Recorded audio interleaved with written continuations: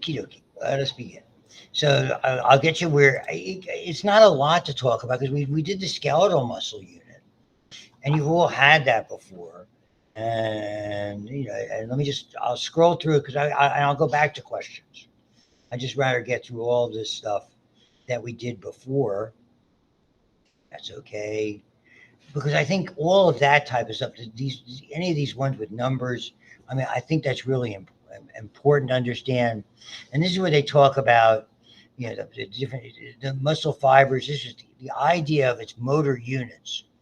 The individual. So when you have a large nerve going, muscular cutaneous nerve going to the biceps brachii, it's composed of multiple axons. It's just the whole bundle of them has a name. Those individual axons all form motor units going to different parts of the muscle irregularly so you don't use the same area all the time.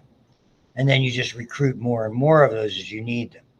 So, and that's what they're showing you in this particular. They recruited large first. I would pick this mug up with so much force. So they start small and get, and it's a good idea just the way it is. Again, MCAT wise, basic principles. You know, which ones are first? Smaller units first, larger units later. Because you're typically when you start an activity, it's for fine control. And then the idea, the fatigue, and we went into all the nervous system, the ATP stuff that was there. Nerve supply becomes temporary and able to supply signals. Okay. And so when we talked about the fatigue issue with waste products and utilizing whatever ATP sources were there, and then the oxygen aspect that we have to basically replenish, and that's easily reviewable, I think. And so that so-called oxygen, I always call it an oxygen debt. Now the book has some stupid other name. We talked about the twitching of the fibers, etc. And I think it's worthy of a review. So we'll cut back to questions at the end. Cardiac is different because cardiac is about endurance with strength. You know, where on an involuntary nature. So you have, to me, when I see striations, I think of strength, and the cardiac, because of that extended, you go back into the cardiac cycle, that extended absolute refractory period is so critical. So very, very specialized.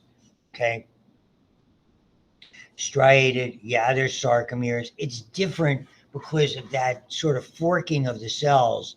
And then as you go back in any of the illustrations, the fact that they're all interconnected, creating that famous word syncytium, this fusion of cells that in this case is desirable rather than having a disease like a virus causing respiratory virus fusing the cells so you can't breathe. And at that point, with that idea of the fusion, what's interesting about it, they're constantly contracting more rapidly once a second, every second of your lifetime.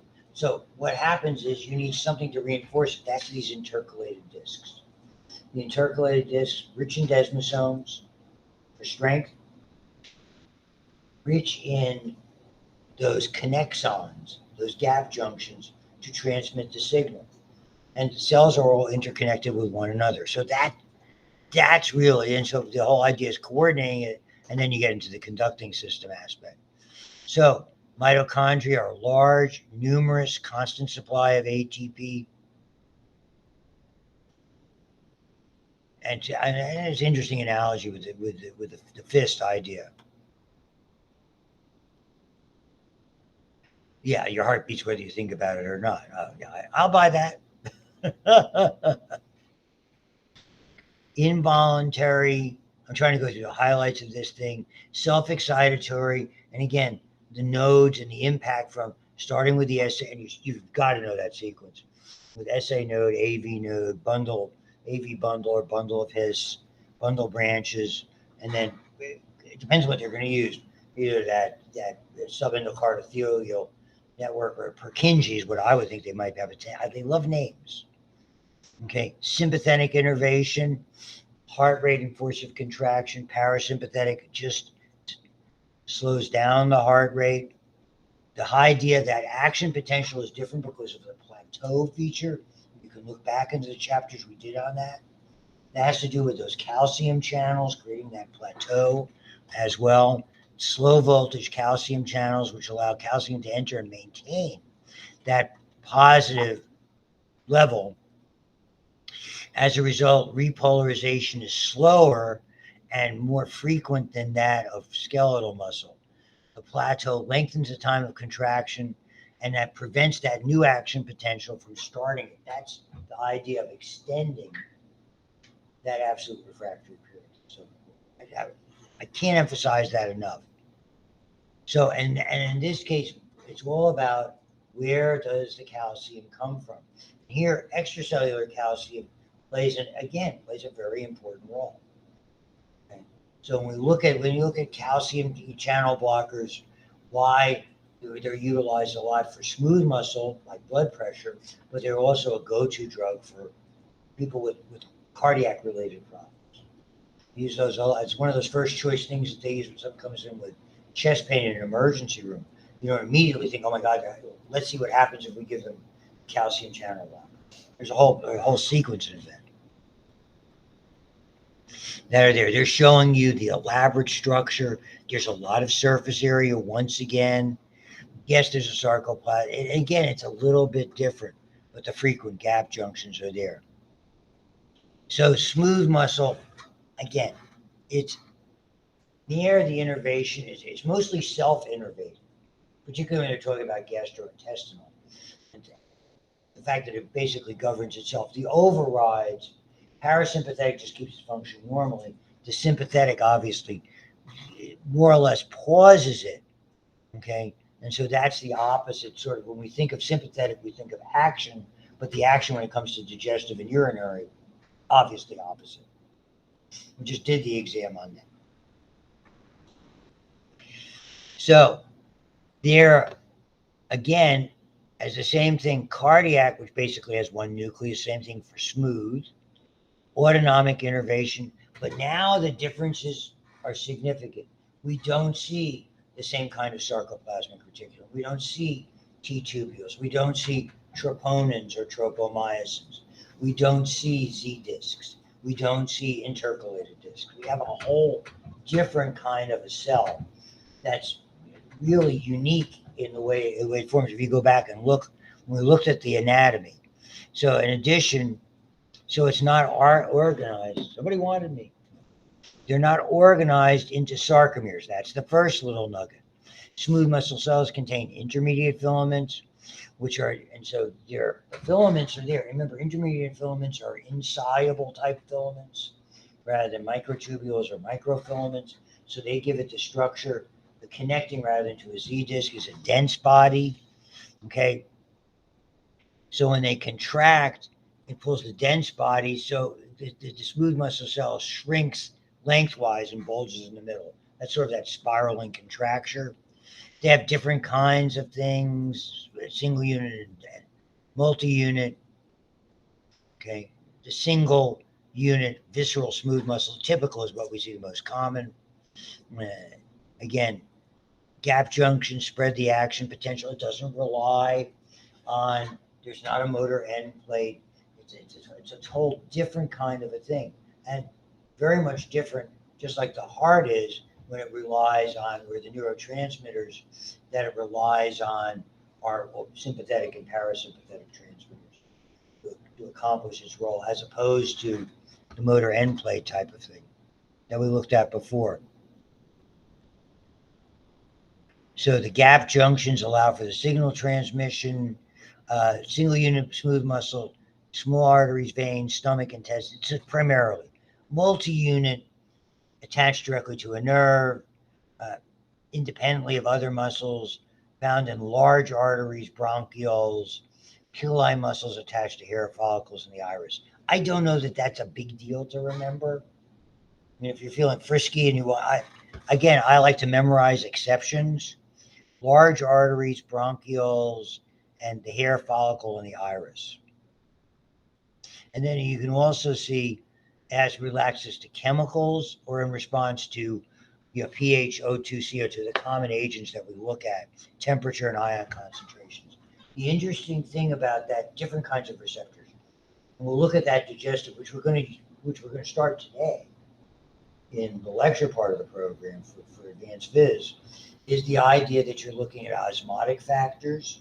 We're looking at stress receptors. We're looking at chemical receptors, hormone receptors, all playing an intricate role in how this goes on. So there's multifactorial things that do that. So again, walls, hollow organ walls, contraction, peristalsis, smooth muscles, etc. It's pretty straightforward. Let me show you some pictures. We'll get back, and again, we'll do those at the end. So, in a brief, I know it was a long time ago in a galaxy far away. You watching the new Mandalorian? Anybody? Yeah, I'm seeing a new episode that's out today. Is it good? I didn't see it yet. No. That was that comes out to like noon. Yeah, they come out. Of the Disney Plus things, I like that one best. Yeah. Disney Plus has been kind of bad for a while now without Mandalorian, you know. So I thought Mandalorian was the best series with regard to that. I'm surprised that only one person was looking at the last thing of Picard. Oh God, Star Trek universe beyond. but also I don't think anyone has Paramount Plus. Oh, it's Paramount Plus is a must for soccer. Oh, okay, yeah, because like You have Champions League and Europa League and Conference League. If you're a soccer devotee, you've got to have Paramount. yeah, because like the only shows they have that I know of would be the Yellowstones, Mayor of Kingstown. In 1923 was great. Right? Yeah, that. 1883 was great. That Yeah. Halo show, and then probably iCarly being the only ones that can name their original to there. The Halo show was so bad. I didn't watch it solely for the fact I knew it was going to be bad, and I couldn't put myself through it. I mean, he's made so much. The guy who's done Yellowstone and I heard he lost his edge though. I heard he's stretching himself too thin. he is stretching himself too thin because Mayor of Kingston is. I love Jeremy Renner. I'm so sad that he got hurt. Yeah. And he really got hurt bad. Yeah. A ton of broken bones. But he's a much better actor than that. That's a very formulaic prison show. And he's got all they do is swear and kill people. Yeah. And there's not a whole lot. There's a little bit of stuff going on. 1923 and 1883 were very, very good shows. The Yellowstone clone, so to speak. Oh, there's that Stallone show. I watched it. Is it? Because no offense, whenever I look at Stallone, I think he's overacting in every single thing the man ever does. What? I don't. What? I love like Rambo and everything, but I'm saying Stallone in that to me. Stallone's he's playing himself. Yeah, that's what There's I mean. a couple of very good scenes. There's a couple of good. If there was an 8-episode season, half of them were good, half of them were bad. Okay, because I'm saying like whenever I see like there's a difference between like whenever I watch a movie with The Rock in it, I'm like, oh, that's just The Rock. He's just playing a variation on his character. And like Stallone, the most range he has would have to be probably Rambo's. First Blood was great. Yeah, but I mean like First with Blood. like the Expendables and everything. I love these. I love the Expendables, don't get me wrong, but after watching every other Stallone movie, I think it's Stallone from the Expendables, and I can't take him seriously. We went to see we played the music from Rocky at our graduation from school, medical school. Our outgoing, everybody got their diplomas. That's how impactful that was. I went to see that as a double feature. Like I saw Star Wars, independent. I saw Rocky and Sissy Spacek and Carrie. What a double feature. I mean, we went to see Rocky, and this other movie was just as good. It was John Travolta before anybody knew about him, playing this obnoxious teenager. Actually, yeah. What do you expect from a kid from Englewood, New Jersey? Rocky 1's probably his best acting performance. Oh, it's great. I would say that, and then probably Rambo's. Well, people don't realize in Rocky, I mean, you had Burgess Meredith, one of the great of all time, and Talia Shire, who's Coppola's sister, who was in The Godfather and Godfather 2 and Godfather 3, playing Adrian. I mean, it's just great. Moving on. Bones. We had all this stuff. I'm not going to go crazy of it. Cal, because I go nuts about bones, as you know anyway. Osteoprogenitor cells differentiate what osteoblasts do. You should know. Osteocytes, So osteoblasts, okay, secrete organic compound, which is bone is formed. They are incapable of mitosis. Okay, around they become engulfed by the matrix differentiating the osteocytes. These are the ones that the osteoprogenitor cells are basically the mitotic cells, and we do get a little back and forth between, I think, between osteoblasts and osteocytes. And osteoclasts are really not, they're more of a macrophage in clusters, a unique cell, those ruffled borders, you remember, because they have more surface area. And they typically more like macrophage monocytes to variation. The whole bone thing, you should know the shaft is diaphysis. Okay, the metaphysis is that middle area where it starts. The epiphyses are the ends. In between them are the growth plate areas or epiphyseal plate, influenced mostly by growth hormone more so than anything else. Okay, the distinction between cancellous bone and cortical bone, if you will. Cancellous bone is blood formation. It applies a certain amount of strength more torsionally and twistingly, and to some extent compressively, but the bulk of it, certainly the strength comes from the cortical bone that's there. It's red bone marrow when it's bone from, during youth, and it becomes, they call it yellow bone marrow because it's replaced by fat. Rarely does that change on other extreme circumstances that are there. So there's not a whole, I try to be very thorough with bone. Remember what the osteon is? Those pillars that are basically multiple pillars giving multiple strength, and you have the lamellar bone, means layers. So you have the lamellae within the concentric lamellae, and then you have the lamellae on the outer area, and between, sort of like gluing the pillars together. Elaborate blood supply longitudinally, transversely, giving way as it begins to change into the cancellous bone. Remember Volkmann's canals and Haversian or central canal, either one of those would be fine, etc. That's system. The little, the mini canals where the cells are able to communicate with one another, which are more circumferential in nature, tiny little areas that aren't necessarily straight up or tangential to that, are the canaliculi, little canals, which is basically the little tentacle-like projections of the osteome, of the osteocytes, which were of the osteoblasts until it formed around them. The lacunae are still there. All, it's calcium 101.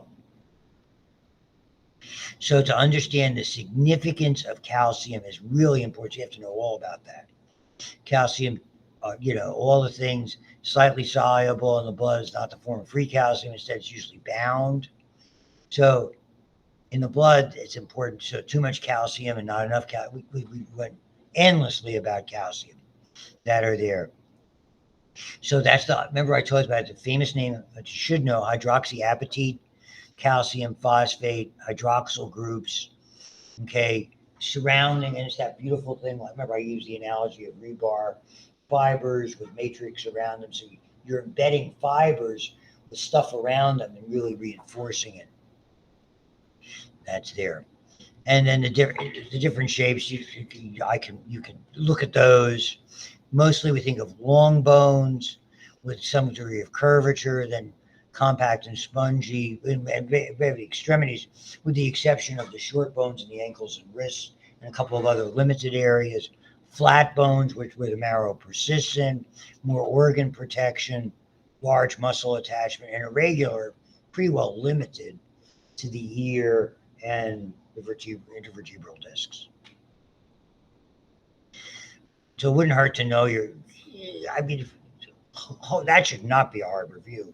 3 types of cartilage: hyaline, abundant respiratorily; fibrocartilage, relatively limited intervertebral discs, typically inside of joints like menisci and other types of elastic, only 2 places in the ear and in the epiglottis, and joints themselves, which I go nuts on, because if I have an area of expertise, it's bones and joints. Old movies, TV shows.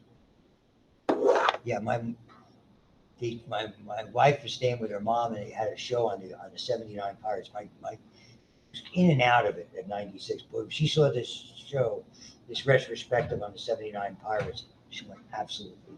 Is that the We Are Family Pirates? Yeah, that's the ones. And I'm going through everybody on the team. And I'm telling my wife, everybody on the 71 team. And unfortunately, the 1960 team. That was why I don't sports gamble. I lost 37 cents to Harvey Cohn. And Bill Mazeroski hit that home run, which I saw on TV. I'm still crying. Listen, my lifetime, if there's one thing I was ever taught, never bet on the Buccos. You put money in the Buccos, you're just asking to get The broke. 79 team was great. The 71 team was, I mean, the lumber company days in the 70s. Oh boy, could the Pirates hit. We used to joke about it. Clemente and Manny Sanguian, who was the catcher, would go 1 for 3 the first day, and they'd be locked into their batting average. 333 for the rest. That's all he did was hit. My first glove was a Bob Clemente, because they didn't want to call him Roberto. Because they didn't want to acknowledge that part. Most famous Rule 5 draft guy of all time, Branch Rickey, who was then with the Pirates, managed to get him before he went to the Dodgers. Just saying. Synovial fluid, all that stuff. I mean, there's not a whole lot. You can go through all the different kinds of joints. The fibrous joints really don't move. The cartilaginous joints move a little. The synovial joints freely moving to all of that. We did skin elaborately. You know, to me, skin is just fascinating.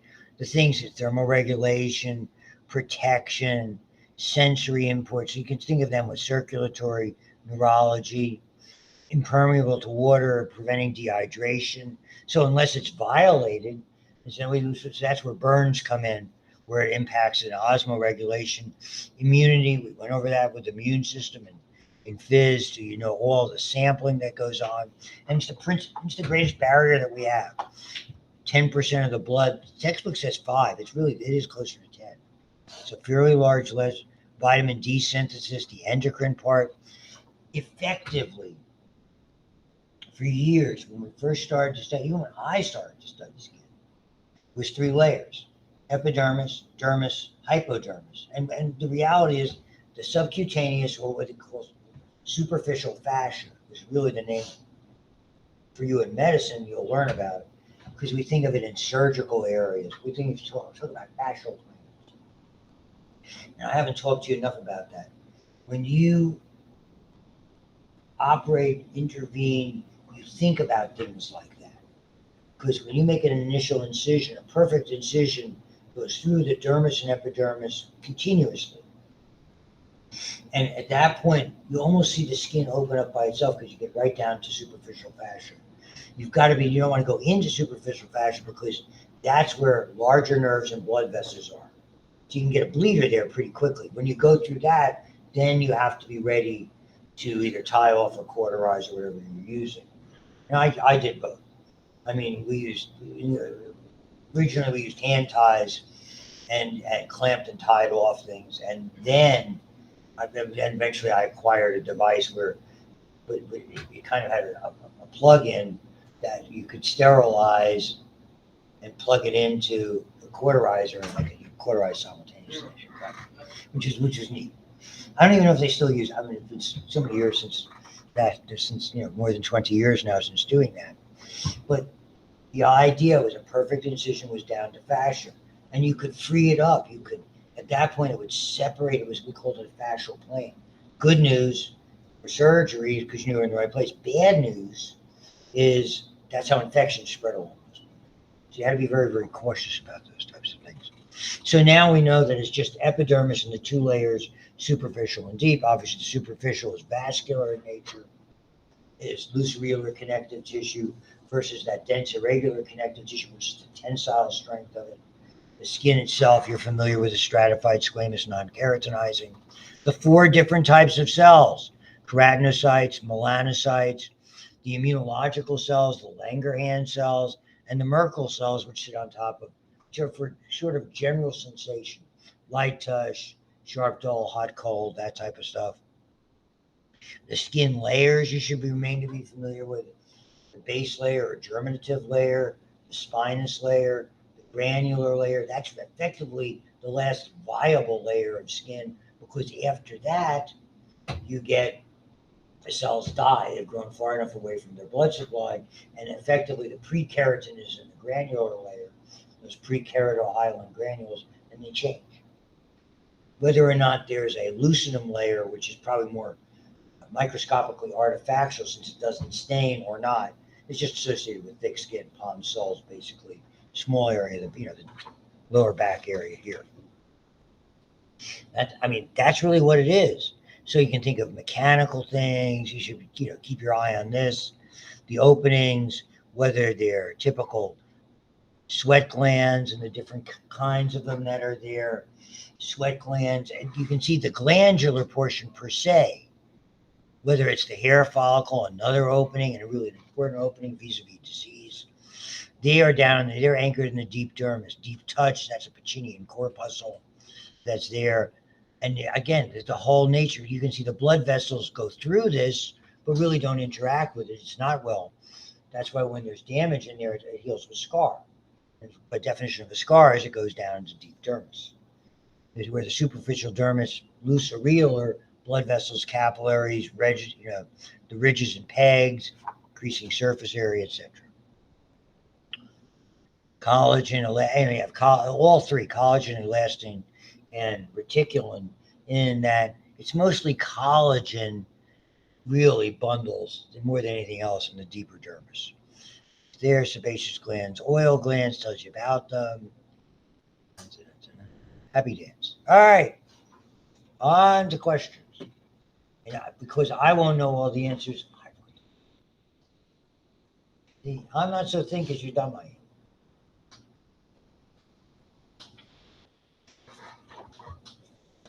That's one of my favorites. The other one I told my micro class just before me is something we say in our house a lot: no good deed goes unpunished. I know that's terrible. That's just terrible things to say.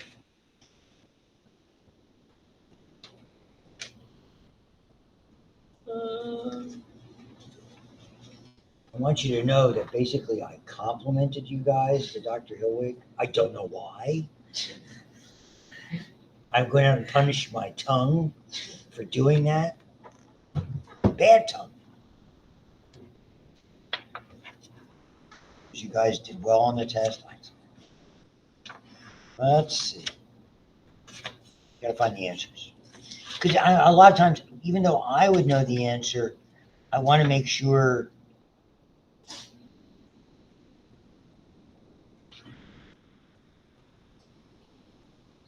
Okay, I got it. Off we go. Are you ready? So I can give you their logic behind this, which is part of why I'm doing it this way. So it starts there. During a muscular contraction, okay, do both of them contract? Does the thin contract and the thick not? The thick contract or the thin? Or do neither contract? What say you? What contracts in a muscle contraction? The filaments contract? Filaments? Do they contract?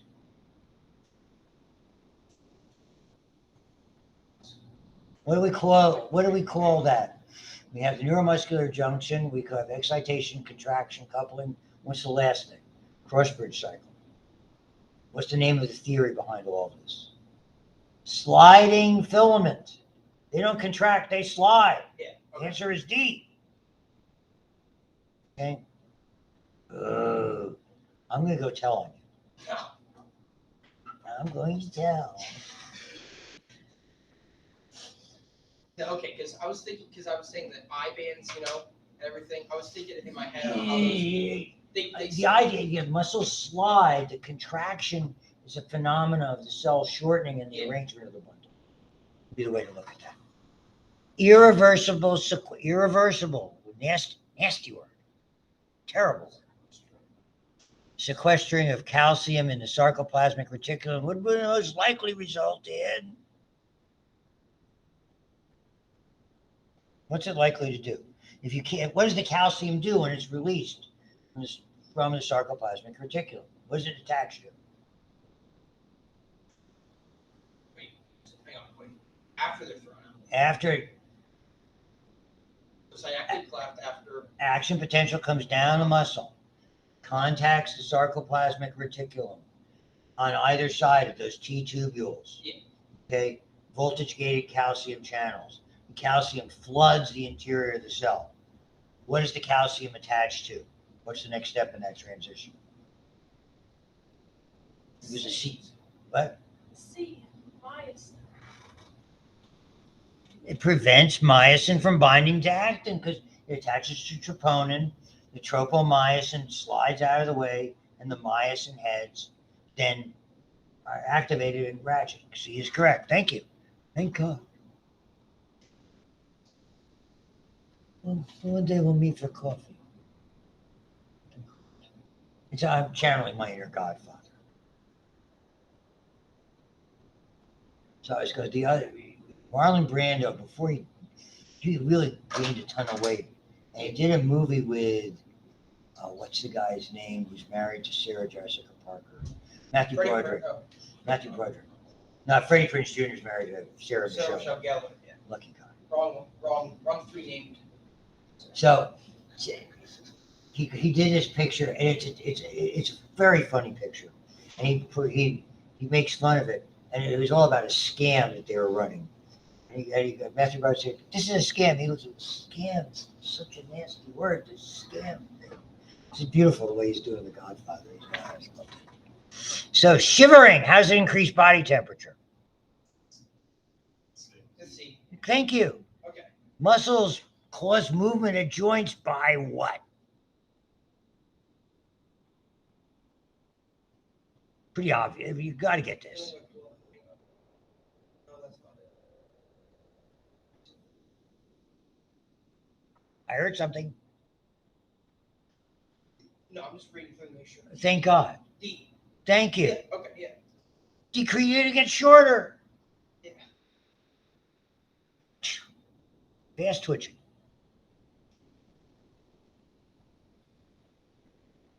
If one pair of antagonistic muscles contract, what happens to the other muscle to produce movement?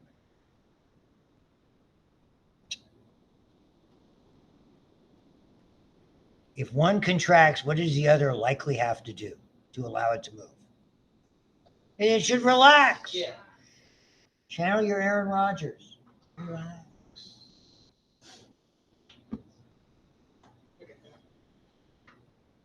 Okay. That's all. He's going to be a Jet. I wouldn't give him number one draft pick. I'm sorry. When undergoing physical exercise, it's likely to respond with an increase in all the following except what? Is it going? It's going to increase in glycolysis. Yeah. Mitosis. Hmm. Yeah. Yeah. Okay. Yeah. It'll be mitosis. Citric acid cycle. Proteins. What do you think? Do muscles undergo mitosis? They're amitotic. Skeletal muscles don't. That's a basic. See, who cares about if they're exercising or not? Once you see mitosis and it says skeletal muscle, you know it's wrong. Okay. That's bad. It's bad. Which of the following statements regarding muscles that act as I don't know levers? Remember, I remember that the force of muscle contraction applied between the fulcrum and the load. So you have to know your reading. Yeah. I forgot to tell Dr. Buxton that. Skeletal muscle contraction may assist with all the following except. Well, what doesn't it do? One thing is obvious that it doesn't have any role in. Well, it moves fluids. What does smooth muscle do? Yeah. Blood vessels and like the heart. Yeah, but I mean, it does move when you're doing this. Movement of fluids, it does move. Yeah. Because veins rely on skeletal muscle to get back. Body temperature, we talked about shivering. Posture, obvious. Yeah. Peristalsis, no. That's smooth muscles. Having a kitty. Peristalsis is the segmental movement. We're going to do that today. In the lab, is that squeeze, push down the alimentary canal. Urine does the same thing. Okay. When we talk about repro, it was reverse peristalsis. So it doesn't push the sperm out. It kind of, if the prostaglandins induce reverse peristalsis, so the sperm will go up into the ovarian tubes for fertilization. So it's squeeze, push. Toothpaste, squeeze, push, squeeze, push. I'm big into that. Okay. Gap junctions in the intercalated discs of cardiac muscle. I mean, with a gap junction by definition does what? What's it making? Action potential. Action Yeah, potential. so it'd be Controlled by the autonomic nervous system. we just learned about this. It would be autonomic zones of fight or flight. Pardon me? What? Which one did you say? And so autonomic has C. I'm gonna go through Peristalsis. exactly everything we did in fitness. Yeah. Broken. Yeah, I mean, knee jerk not. Conduction of cardiac muscle action potential is not necessarily through that. That's not autonomic per se. Peristalsis is more so. I think it's a better answer.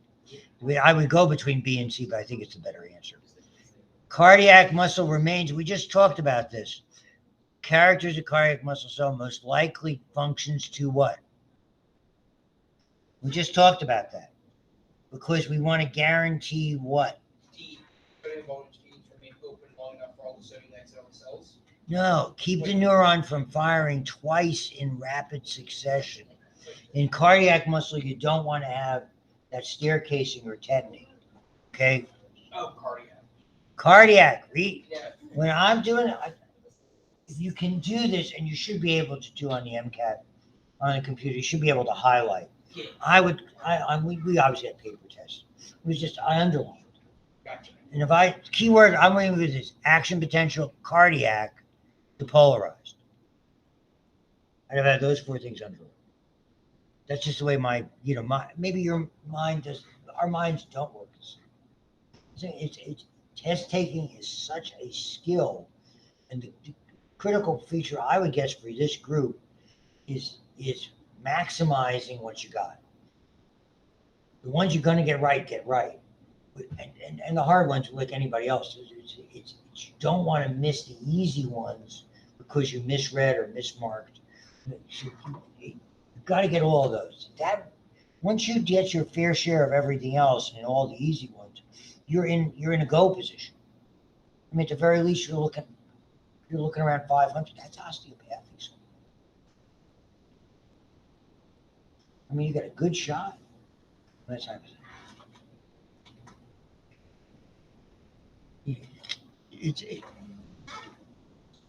I can't, coming out of this school, I don't know the quote unquote hardest medical school to get into of anybody here that I know have gotten into is Pitt, which would be maybe surely top 20, top 15, top 20. Okay. I mean, it's nobody's going to Harvard. Wait till I go John Hopkins. I'll prove you. Yeah. From your mouth to God's ears. Shana Haba, Johns Hopkins. Even if we're gonna make Pitt Medical and John Hopkins, you'll be like, man, I really underestimated these I hope I'm wrong. Realistically, you understand that admissions committees have certain biases. Yeah. Okay. I remember talking when I went to podiatry school interview and I said, he goes, I went to Lehigh and then I went to Seton Hall. And he looked at one of the admissions guys and he says, we've always had issues with Lehigh students. It's a wonderful school. Why do they have, there's always inherent bias that's there. So they see a small school. I mean, if you went to, who knows what you were like if you went to Pitt and tried to get into Harvard Medical School. Oh. That makes it, maybe they'd look at it more favorably. I'm not making a point. You know, The thing is, I don't know though, because Pitt students don't have a greater chance of getting Pitt medical. no, I know. So like, would Harvard look at it that way? Come on and join the party. Okay, so where were we? Okay, keep the neuron from firing twice. True concerning smooth muscle, except smooth muscles contract. Okay, yeah. Longer and slower. Yeah, chemical change in the environment around us may create it. True. Which one of those do you think? Or is 31? 132. 130. All the same. One's obvious. Okay. What do all muscles need to work? Calcium. So whenever you see, it's very hard to write a question. So a lot of times you'll see when someone puts an R naught, I look at that close. Okay. If you see two, and it's the old story, if you see two different things, you think about that as well. Voluntary control. Everything here is the only one that you control voluntarily is the diaphragm. Cardiac muscle is excited by very attractive other cardiac muscles.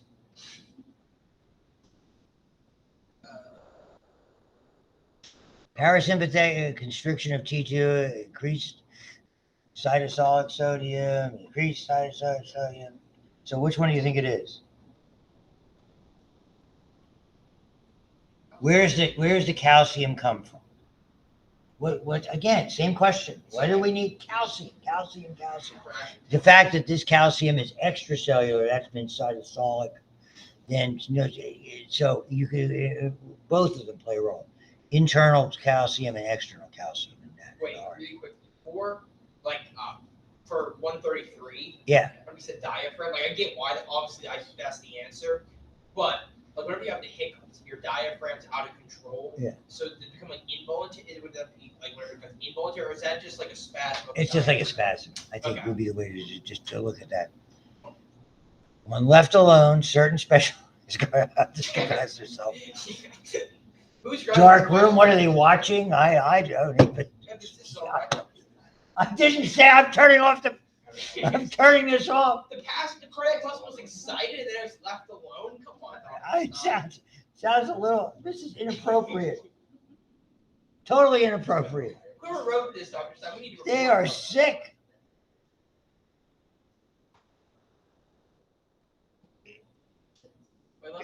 SA notice collection of said SA notice innervated by the vagus, frequencies other things is likely to be faster than the normal heartbeat because excitation of the vagus nerve decreases it. Okay. So that's what they've come up with. Vegas. Let's see if something's So that's, I mean, the logic that they give you from that, A and D can be eliminated fairly easily, Yeah. you know, and so now it gives you your choice where it is. B and C is necessary to know the vagus nerve is parasympathetic, which slows the pace. Without inhibitory input from the vagus, it would usually be 100 to 120. So when we left alone, the SA notice collection of such cells, so slower than normal, no, because then you'd have to show you that you had vagal intervention. An extreme cold, and that, remember we talked about that, okay? Just before the onset, for sudden vasodilation occurs manifestly in flesh skin. This vasodilation, okay, I think it's more reflex. So what happens is temporarily those muscles are paralyzed, and when the spasm breaks as it's beginning to deteriorate, you get blood rushing in. Okay. So that's the way to answer that, because that's you have to understand we call it reactive hyperemia. I mean, they're going to show up. So I'll just give you the answers and try to give you logic. Following cells would likely be increased by parathyroid, would be osteoclast. Obviously, you're going to parathyroid, that's what works. That synovial joint does a lot of things, but typically friction would be first more than anything else. Surgical cutting of which of the following tissue results in the least amount of pain. From experience, okay, if you, I think they probably would answer. I'm going to look. Cartilage. I've got turning the page. Correct. Bone really doesn't have a lot. Bone is on the exterior in the periosteum, the interior. Cartilage is free of it. So it's a good answer. Synovial joint to connective tissue is ligaments, hold them together. Bone does. I hear blood temperature is not technically regulated by bone. Compact bones are found in compact bone, except yellow marrow is not in the compact bone. Hydroxyapatite has everything but sulfur. Remember, you saw the formula there: calcium, phosphate, and OH groups. The spongy bone of the hips is most important for red blood cell synthesis. And we're done. Thank you very much, No, ladies. thank you, Dr. Stein. And then I we'll see what I got to talk to Dr. Hillig if I'm going to be. I think I'm going to be in. I'm not 100% sure. I got a car issue we have to deal with, so we'll see. Dr. Stein, at 11:40, me and Matt got to go to that